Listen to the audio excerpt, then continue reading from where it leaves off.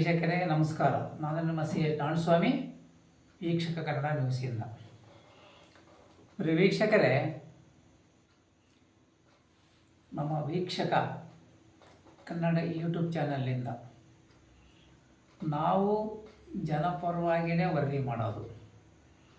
ನಾವು ಯಾವತ್ತೂ ಯಾರನ್ನು ಹೊಗಳೋದಾಗಲಿ, ಹುಟ್ಟಹಬ್ಬದ ಶುಭಾಶಯಗಳು ಕೋರೋದಾಗಲಿ ನಾವು ಮಾಡತಕ್ಕಂಥ ಕೆಲಸ ಹೋಗೋದಿಲ್ಲ. ನಮ್ಮದೇನಿದ್ರು ನಮ್ಮ ವರದಿ ಜನರಿಗೆ ಕರೆಕ್ಟಾಗಿ ಮನ ಮುಟ್ಟುವಂತಿರಬೇಕು, ಅದು ಜನಪರವಾಗಿರಬೇಕು. ನೋಡಿ, ಇವತ್ತಿನ ಸುದ್ದಿ ಏನಪ್ಪ ಇದೆ ಅಂದರೆ, ಈ ಗ್ಯಾಸ್ ಏಜೆನ್ಸಿಗಳಲ್ಲಿ ಮಾಲೀಕರು ಎಷ್ಟು ಸುಲಲಿತವಾಗಿ ಸಿಲಿಂಡರ್ ತಗೊಳ್ತಕ್ಕಂಥ ಗ್ರಾಹಕರ ಜೇಬಿಗೆ ಕತ್ತರಿ ಆಗ್ತದೆ ಅನ್ನೋದನ್ನು ಇವತ್ತು ನಿಮ್ಮ ಮುಂದೆ ನಾವು ಇಡ್ತಾ ಇದ್ದೀವಿ. ಭಾರಿ ದರೋಡೆ ನಡೀತಾ ಇದೆ. ಹಗಲು ದರೋಡೆ, ಅದು ನೈಟ್ ದರೋಡೆ ಅಲ್ಲ. ಇವತ್ತು ಏನು ಮನೆಗಳಿಗೆ ಸಿಲಿಂಡ್ರ್ ತಂದು ಕೊಡ್ತಾ ಇದ್ದಾರೆ ಏಜೆನ್ಸಿಯಿಂದ ಕೆಲಸಗಾರರು, ಅವರಿಗೆ ನಿಜಕ್ಕೂ ಅವ್ರು ಕೇಳಿದ 40-50 ಕೊಡೋಕ್ಕೆ ಅವಕಾಶನೇ ಇಲ್ಲ. ಇದು 100ಕ್ಕೆ 100 ಸತ್ಯ. ನೋಡಿ, ಈ ಬಿಲ್ ಏನಿದೆಯಲ್ಲ, ಈ ಬಿಲ್ಲು ನಿಮಗೆ ಈ ಬಿಲ್ ಕೊಡ್ತಾನೆ, ಸಿಲಿಂಡ್ರು ತಂದು ಕೊಡುವಂಥ ಈ ಬಿಲ್ ಕೊಡ್ತಾನೆ. ಈ ಬಿಲ್ಲಲ್ಲಿ ಏನು ನಮೂದಾಗಿರುತ್ತೆ 867, ಅದು ಬಿಲ್ಲು ಕೂಡ ಸರಿಯಾಗಿ ಅವರು ಪ್ರಿಂಟ್ ಹಾಕೋದಿಲ್ಲ. ಒಟ್ಟಿನಲ್ಲಿ ಈ ಬಿಲ್ಲಲ್ಲಿ ಏನು ನಮೂದಾಗಿರುತ್ತೆ ಅಷ್ಟೇ ಹಣ ಮಾತ್ರ ಕೊಡಬೇಕು. ಅದಕ್ಕಿಂತ ಹೆಚ್ಚಿಗೆ 1 ರೂಪಾಯಿ ಸಹ ಕೊಡೋಂಗಿಲ್ಲ. ಅವರೇನು ಜನಗಳಿಗೆ ಕಿವಿಗೆ ಹೂವಾಗ್ತಾರಂದರೆ, ಗ್ರಾಹಕರಿಗೆ ನಿಮ್ಮ ಮನೆ ಹತ್ರಿಗೆ ತಂದು ಕೊಡ್ತೀವಲ್ಲ, ಸರ್ವಿಸ್ ಚಾರ್ಜ್ ಕೊಡ್ರಿ ಅಂತ ಕೇಳ್ತಾರೆ. ಖಂಡಿತ ಕೊಡೋಂಗಿಲ್ಲ. ಯಾಕಂದರೆ ಇದರಲ್ಲಿ ಸರ್ವಿಸ್ ಚಾರ್ಜ್ ಸಹ ಇನ್ಕ್ಲೂಡ್ ಆಗಿರ್ತೀರಿ. ಎಲ್ಲ ಸೇರಿಸಿನೇ ಅದು ಆ ಬಿಲ್ಲು ಬರೋದು. ಏನೀಗ ಬಿಲ್ಲಲ್ಲಿ ಬರುತ್ತೆ ಅಮೌಂಟು ಮೊತ್ತ, ಅದು ಎಲ್ಲ ಸೇರಿಸಿನೇ ಹಾಕಿರ್ತಾರೆ. ಅವನು ಮನೆ ಬಾಗಿಲಿಗೆ ತಂದು ಕೊಡೋಕ್ಕಂತಲೇ ಈ ಮಾಲೀಕರನ್ನು ಕರೀಮರು ನೇಮಿಸ್ಕೊಂಡಿದ್ದಾರೆ. ಆದರೂ ಅವ್ರಿಗೆ ಅವರು ಸಂಬಳ ಕೊಡಲ್ಲ ಅಂತ ಈ ಗ್ರಾಹಕರು, ಈ ಕಾರ್ಮಿಕರು ಹೇಳ್ತಾರೆ ಗ್ರಾಹಕರ ಹತ್ರ. ಸಂಬಳ ಕೊಡದಲ್ಲೇ ಇವರು ಸಿಲಿಂಡ್ರ್ ಹೊಡೆಯೋನು ಯಾಕೆ ಕೆಲಸ ಮಾಡ್ತಾನೆ ಓನರ್ ಹತ್ರ, ಮಾಲೀಕನ ಹತ್ರ. ಇದನ್ನು ತಾವು ಪ್ರತಿಯೊಬ್ಬರು ಗ್ರಾಹಕರು ಅವರನ್ನು ಪ್ರಶ್ನೆ ಮಾಡಬೇಕಾಗೈತೆ. ನಮ್ಮನೆ ಊಟ ಮಾಡಿ ನಾವು ಇನ್ನೊಬ್ಬರ ಮನೆಯಲ್ಲಿ ಕೆಲಸ ಮಾಡೋಕ್ಕೆ ಆಗುತ್ತಾ? ಖಂಡಿತ ಸಾಧ್ಯ ಇಲ್ಲ.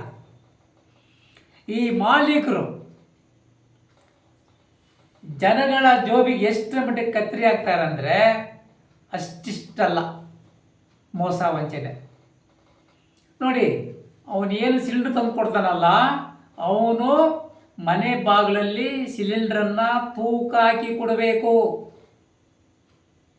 ಆ ಸ್ಕೇಲ್ಗಳು ಸಹ ಏಜೆನ್ಸಿಗಳಲ್ಲಿ ಮೂಲೆಯಲ್ಲಿ ಬಿದ್ದಿರ್ತವೆ.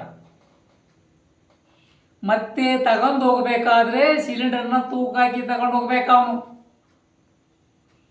ಕೊಡುವಾಗ ತಗೊಳ್ಳುವಾಗ ಎಷ್ಟು ತೂಕ ಕರೆಕ್ಟಾಗಿ ನಮಗೆ 14 kg ಬರಬೇಕು.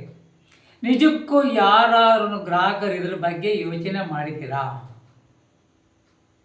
14 kg ಕರೆಕ್ಟಾಗಿ ತಂದು ಕೊಡ್ತಾನ ಅಂತೇಳಿ. ಅದರಲ್ಲೂ ಕೂಡ ಮೋಸ ಆಗಿರುತ್ತೆ. ಇನ್ನು ಈ 40-50 ಏನು ಕೇಳ್ತಾರೆ ಅವರು, ಸಿಲಿಂಡರ್ ಮನೆ ಬಾಗಿಲು ತಂದಿರೋರು, ಅವರಿಗೆ ಖಂಡಿತ ಕೊಡಬೇಡಿ. ಯಾಕಂದರೆ ನಾವು ಮುಂದಿನ ದಿನಗಳಲ್ಲಿ ಇದರ ಬಗ್ಗೆ ಪ್ರತಿಯೊಬ್ಬ ಗ್ರಾಹಕರಿಗೂ ಮನೆ ಬಾಗಿಲಿಗೆ ಹೋಗಿ ಒಂದು ಕರಪತ್ರ ಕೊಡತಕ್ಕಂಥದ್ದು ಇದೆ. ಮಾಡೇ ಮಾಡ್ತೀವಿ ಅದನ್ನು. ಇತ್ತೀಚಿನ ದಿನಗಳಲ್ಲಿ ಒಂದು ಸಿಲಿಂಡ್ರಿಗೆ 9 ರೂಪಾಯಿಯಿಂದ 10 ರೂಪಾಯಿ ಕಮಿಷನ್ ಸಹ ಕೊಡ್ತಾ ಇದ್ದಾನೆ ಮಾಲೀಕರುಗಳು.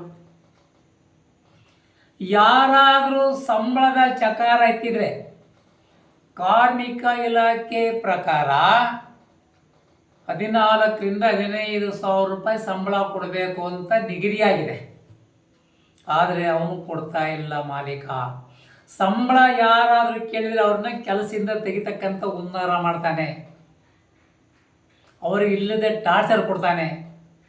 ಇದು ನಿಜಕ್ಕೂ ಈಗ ನಡೀತಾ ಇದ್ದಾರೆ ಚಿತ್ರದುರ್ಗದಲ್ಲಿ. ಸಂಬಳದ ಹೋರಾಟ ಕೆಲಸಗಾರರು ಮಾಡ್ತಾ ಇದ್ದಾರೆ ಈಗಾಗಲೇ. ಮುಂದಿನ ದಿನಗಳಲ್ಲಿ ಈ ಮಾಲೀಕರು ನ್ಯಾಯಾಲಯದ ಮೆಟ್ಟಿಲು ಏರ್ತಕ್ಕಂಥ ವಾತಾವರಣವೂ ಬಂದೇ ಬರುತ್ತೆ. ಈಗ ಗ್ರಾಹಕರು ಮಾತ್ರ ಯಾವುದೇ ಕಾರಣಕ್ಕೆ ಸಿಲಿಂಡರ್ ತಂದು ಕೊಡೋಂಥನಿಗೆ ದುಡ್ಡು ಕೊಡು ನೀವು.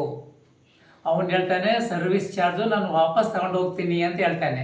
ನಿಜಕ್ಕೂ ತಗೊಂಡು ಹೋಗೋದಿಲ್ಲ ಅವನು, ನಿಮಗೆ ಬೆದರಿಕೆ ಆಗ್ತಾನೆ ಅಷ್ಟೇನೆ. ಅವನೇನಾದರೂ ಸಿಲಿಂಡ್ರ್ ವಾಪಸ್ ತಗೊಂಡು ಹೋದ ನೀವು ಬುಕ್ ಮಾಡಿದ್ದು ಅಂದರೆ ಅವನ ಮೇಲೆ ಸಾಹುಕಾರ ಉರಿದು ಬೀಳ್ತಾನೆ. ಅವನೇನು ಮಾಡ್ತಾನೆ ಅಂದರೆ ತೊಟ್ಲೂ ತೋಗ್ತಾನೆ, ಮಗುನೂ ಗಿಲ್ತಾನೆ. ಈ ಕೆಲಸ ಭಾಳ ವರ್ಷಗಳಿಂದ ನಡೀತಾ ಬಂದಿದೆ. ಕೆಲವು ಗ್ರಾಹಕರಿಗೆ ಗೊತ್ತೇ ಇಲ್ಲ, ಇದ್ರೂ ಇರ್ಬೋದು ಇವನು ಸರ್ವಿಸ್ ಚಾರ್ಜ್ ಕೇಳ್ತಾ ಇದ್ದಾರೆ ಅಂತ. ಖಂಡಿತ ಸರ್ವಿಸ್ ಚಾರ್ಜ್ ಇಲ್ಲ.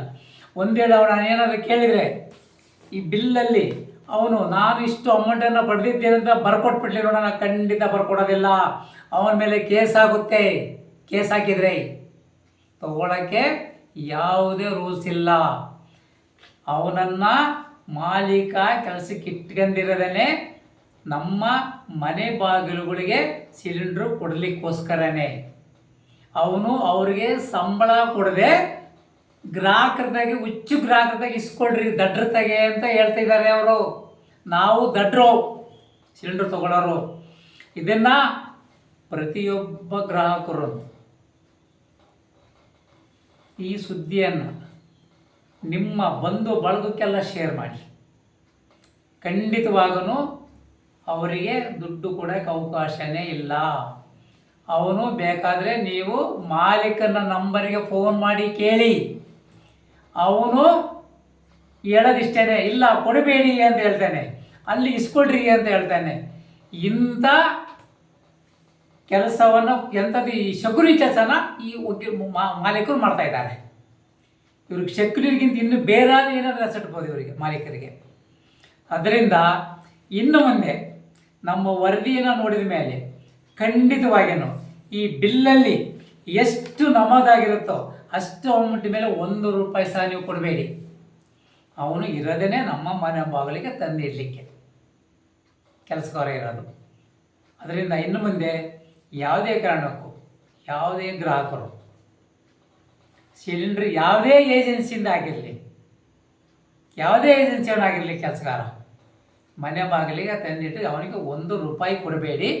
ಒಂದು ವೇಳೆ ಅವನೇನಾದರೂ ಸಿಲಿಂಡರ್ ತಗೊಂಡು ಹೋಗ್ತೀನಿ ಅಂತ ಹೇಳಿದರೆ ಖಂಡಿತ ನಮ್ಮ ನಂಬರಿಗೆ ಫೋನ್ ಮಾಡಿ ಅದು ಹೇಗೆ ಅವನು ವಾಪಸ್ ತಗೊಂಡು ಹೋಗ್ತಾನೆ ನಾವು ನೋಡ್ತೇವೆ. ಇನ್ನು ಕೆಲವೇ ದಿನಗಳಲ್ಲಿ ಕರಪತ್ರಗಳು ಎಲ್ಲರ ಮನೆಯನ್ನು ತಲುಪ್ತವೆ. ದಯವಿಟ್ಟು ಎಚ್ಚೆತ್ತುಕೊಳ್ಳಿ. ಅವ್ರು ಮಾಡೋ ಮೋಸದ ಬಗ್ಗೆ ಎಲ್ಲರೂ ಕೂಡ ಹುಷಾರಾಗಿರಿ. ಜೈ ಹಿಂದ್, ಜೈ ಕರ್ನಾಟಕ. ಪ್ರಿಯ ವೀಕ್ಷಕರೇ, ನಮ್ಮ ಚಾನಲ್ ಇಷ್ಟವಾದಲ್ಲಿ ಲೈಕ್ ಮಾಡಿ, ಸಬ್ಸ್ಕ್ರೈಬ್ ಮಾಡಿ, ಶೇರ್ ಮಾಡಿ. ತಮ್ಮ ಅನಿಸಿಕೆ ಅಭಿಪ್ರಾಯಗಳನ್ನು ನಮಗೆ ತಿಳಿಸಿ. ನಮಸ್ಕಾರ.